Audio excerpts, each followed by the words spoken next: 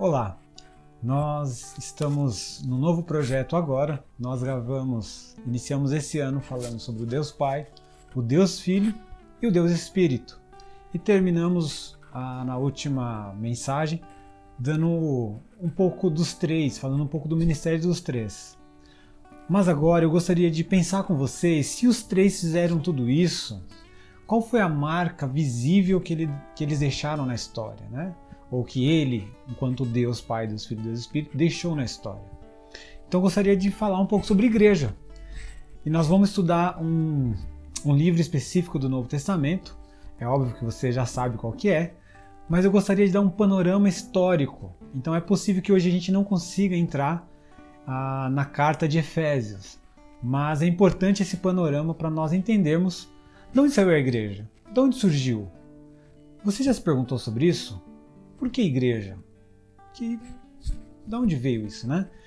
Porque se a gente olha o Antigo Testamento, você vai lembrar que o povo estava escravo no Egito, né? O final do Gênesis, e aí Deus chama Moisés para libertar e dá para Moisés as tábuas da lei, os mandamentos. Moisés quebra, depois ele tem que fazer novamente, mas aí começa a constituir um povo, né? Esse povo livre, porque enquanto escravo, eles fazem parte de um povo, porque carregam um nome, mas eles estão escravos, eles não têm sua própria lei.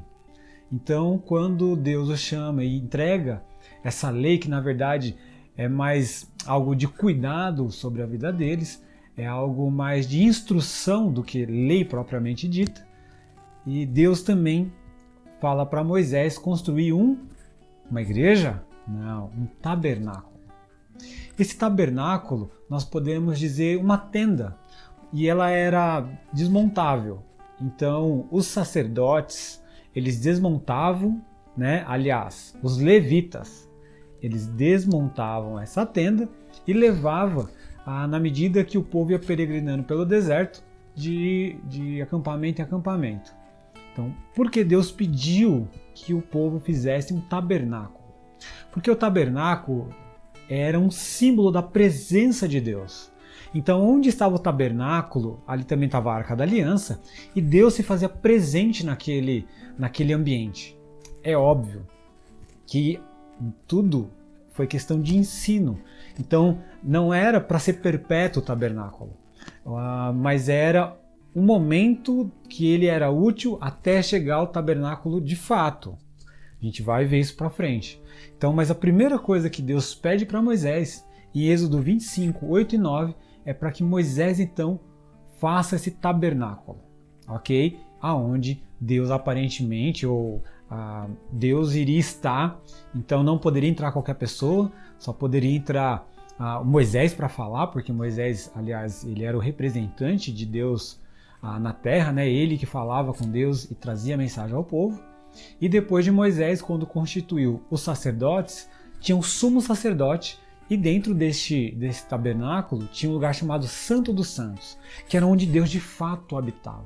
E esse ambiente mais exclusivo, só o sumo sacerdote, que era apenas um, poderia adentrar nesse tabernáculo, ok? Então era um tabernáculo razoavelmente grande e tinha algumas dimensões dele, né? Alguns cômodos, diríamos assim hoje. Mas essa é a primeira ideia. Então Deus mandou um tabernáculo, que Moisés construísse um tabernáculo aonde fosse o ambiente da presença de Deus. Só que quando Davi ele chega ao trono, ele chega no palácio, ele se incomoda, porque ele se vê no palácio e vê a Arca da Aliança, o maior símbolo de Deus físico, sabe? É a maior manifestação de Deus, né? Quando se levava a Arca da Aliança, as batalhas eram vencidas, enfim. Então ele olhou a Arca da Aliança e estava numa tenda. Então ele decidiu, ele conversando com Natan, ele queria construir também um palácio para essa arca, seria também um palácio para Deus. E Natan, no primeiro momento, diz que o Senhor estaria com ele poderia fazer isso. Isso está lá em 2 Samuel 7, 1, 2, 6, 12 e 13. É essa conversa breve aí, eu estou resumindo os capítulos para que você não precisa ler todo o capítulo, né? Se você quiser acompanhar, é só ler esses versículos do capítulo 7, versos 1, 2, 6, 12 e 13, ok? Aonde há a conversa. E aí Deus, no versículo 12 e 13, vai dizer que quem fará esse templo não será Davi, mas o seu sucessor. E nós vemos que quando Davi morreu, Salomão então pega o trono e Salomão constrói o templo, ok? Por isso que em São Paulo aí tem um templo chamado Templo de Salomão. Por que Templo de Salomão? Porque no Antigo Testamento foi Salomão que construiu um templo maravilhoso, fantástico, fenomenal. E aí a Arca da Aliança entrou nesse templo e o tabernáculo simplesmente deixou de existir porque não tinha o porquê. Aliás, era no tabernáculo que se fazia os rituais, né, de sacrifício de animais, e aí passou para o templo, ok? E do templo, quando você olha o Novo Testamento, você já encontra sinagogas. O que são as sinagogas? Pois é, o povo, depois que entrou em Canaã, na Terra Prometida, eles tiveram a separação entre Reino do Norte e Reino do Sul, e nessa separação de Reino do Norte e Reino do Sul, o Reino do Norte foi conquistado primeiro, né, em 722, pela Síria, e depois em 592 o Reino do Sul foi conquistado pela Babilônia. Então quando esse povo está na Babilônia, o templo já está destruído, porque os babilônios destruíram o templo, e eles não têm um ambiente de reunião. Então começa a formar aí as sinagogas. Então ela se dá nesse período de exílio. Quando o povo volta, né, com o Império Persa, o povo começa a voltar, né, que Zorobabel reconstrói o templo, Neemias reconstrói os muros, e Esdras vem com a Torá, que Esdras é um escriba, eles voltam, mas a sinagoga ela não deixa de existir. Eles continuam usando as sinagogas. O que é importante lembrar também que as sinagogas era um momento onde eles iam à Torá, eles oravam, eles cantavam louvor e havia um momento de instrução, que normalmente era feito por um escriba. Tá, Flávio, mas o que é um escriba? O escriba era aquele copista. Então ele sabia escrever e ele copiava os manuscritos para outros manuscritos. Ok? Pegou eu de desprevenido aqui. Mas é isso. Tinha um manuscrito e ele copiava para outro manuscrito, ok? Então esse era o trabalho do escriba. Então, de tanto ele escrever, ele se familiarizou de tal forma que ele decorou. Então ele já sabia a Torá basicamente de cor. Então, por saber de cor, ele começava a ensinar a Torá, dava instruções a respeito da Torá. É importante dizer também que foi os escribas que começaram a delimitar a lei fora da lei. Então, por exemplo, no sábado não pode fazer nada, mas quantos quilômetros eu posso andar que pode dizer que não é fazer nada? Né? Porque eu não posso ficar em cima da cama o tempo todo. Então eles iam começando a dar essas regras que a Torá não... Quando eu falo Torá, é especialmente o Pentateuco, os 5 primeiros livros, ok? Quando eu falo Antigo Testamento, completa aí os 39 livros do Antigo Testamento conhecido para nós. Mas quando eu falar Torá, estou basicamente falando do Pentateuco, Gênesis, Êxodo, Levítico, Números e Deuteronômio.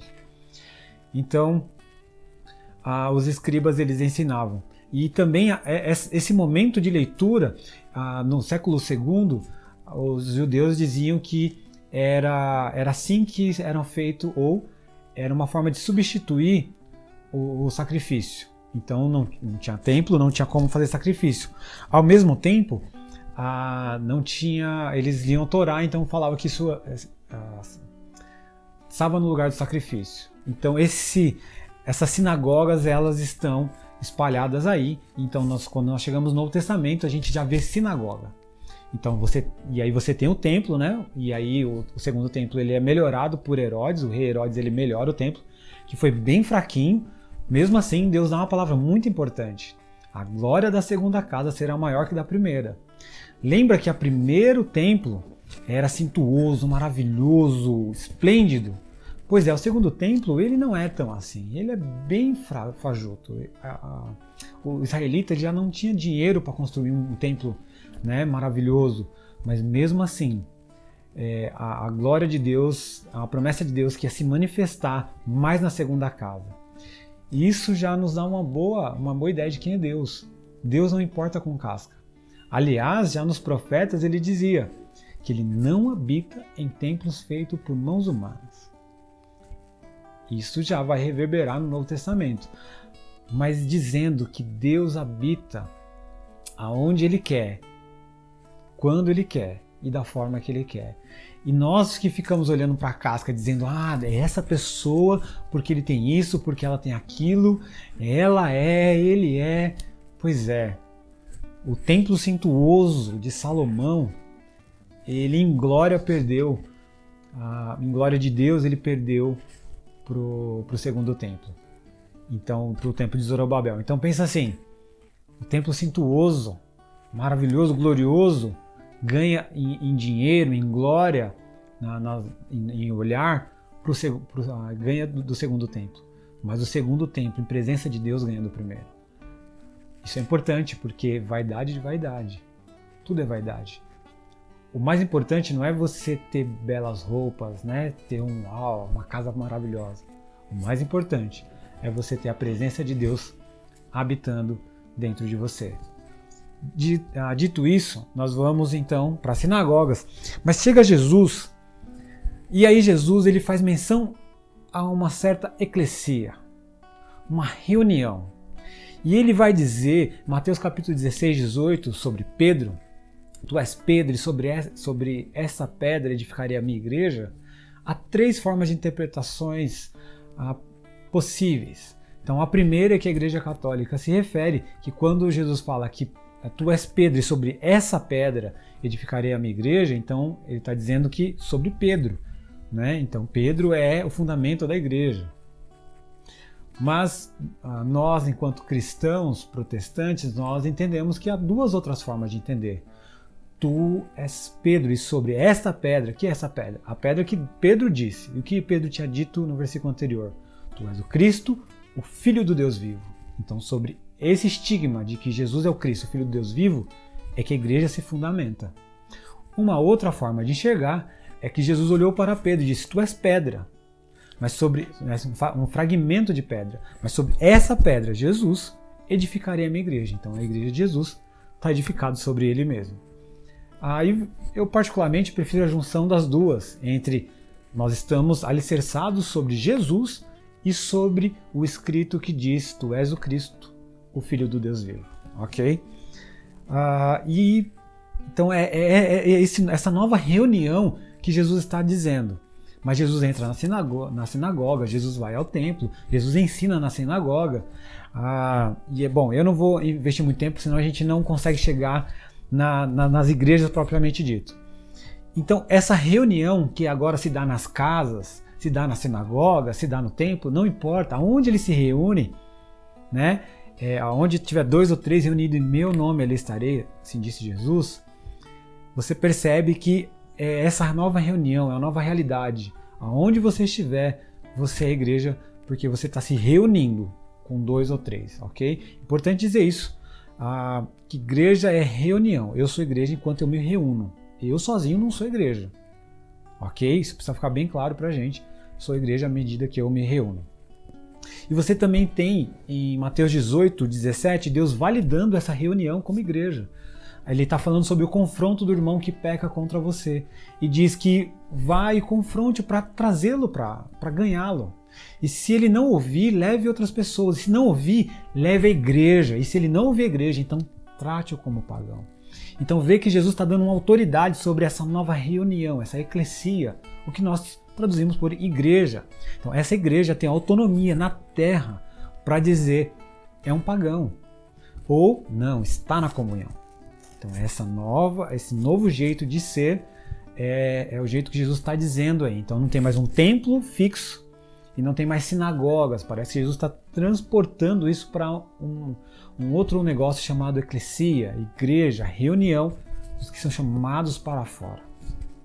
Não vai dar tempo de entrar nisso, Mas é importante que essa igreja, essa reunião, eles vão se formando, né? Vão tendo várias igrejas. No Apocalipse você tem pelo menos 7 igrejas.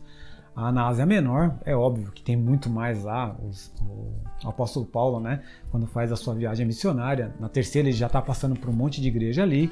Então essa igreja está se espalhando. Tem uma igreja que está em Jerusalém, que são a igreja dos apóstolos, que ela vai mandando os apóstolos para ver como as outras igrejas estão surgindo, para ver se a fé é a mesma, se eles estão acreditando na mesma coisa. Isso é importante no primeiro momento, uma vez que o Novo Testamento não estava pronto, não tinha um cano no Novo Testamento. O que eles tinham era o Antigo Testamento. E só que aí eles vão tendo perseguições, né, principalmente com Nero, quando ele assume em 64 depois de Cristo.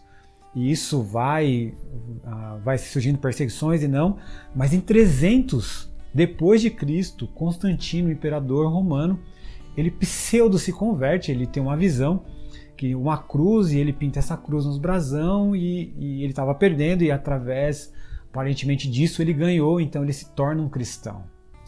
Bom, e aí a igreja que era perseguida se torna a religião do império. Então o cristianismo, os do caminho, né, eles estão no topo. E essa é uma igreja aparentemente única, então é chamada de igreja católica, que depois do decorrer da história, a Igreja Católica Romana, ela vai ter um cisma com a Igreja Ortodoxa, né? E essa ortodoxa tem algumas outras ortodoxas, mas a gente conhece mais a grega, mas tem a síria e tem mais uma outra lá que eu não me lembro.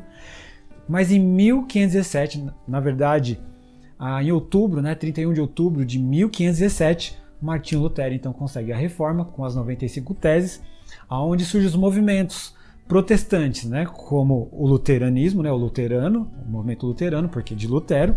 Depois, na mesma Alemanha que surge Lutero, surge o movimento anabatista, o qual nós, irmãos menonitas, fazemos parte. Depois, na Suíça, surge Calvino, com o calvinismo, e o anglicanismo surge na Inglaterra, alguns anos depois. Mas nós, anabatistas, a maioria de nós seguimos mais a linha de Armínio, ok? Mas nós temos alguns que seguem a linha calvinista. Então já conversei isso com algumas pessoas e eu sou 80% calvinista e 20% confuso, ou seja, eu sou um dos que foge aí dessa linha de anabatista que se encontra com o arminiano, ok? Então, mas é porque nós temos autonomia de pensamento também, então nós temos essa disponibilidade. Então é assim que surgem as igrejas, é assim que nós, né, as divisões da igreja vão surgindo na história, e por isso nós estamos aqui hoje. E no próximo encontro nós vamos falar no texto de Efésios capítulo 1 e vamos estudar o livro de Efésios, que é o livro que mais fala sobre igreja do Novo Testamento, ok? Então, 3 perguntas muito rápidas e muito fáceis. Primeiro, qual é o significado do tabernáculo? Segundo, qual é o significado do templo? E terceiro, qual é o significado de igreja? Que Deus te abençoe. Nos vemos no próximo vídeo. Amém.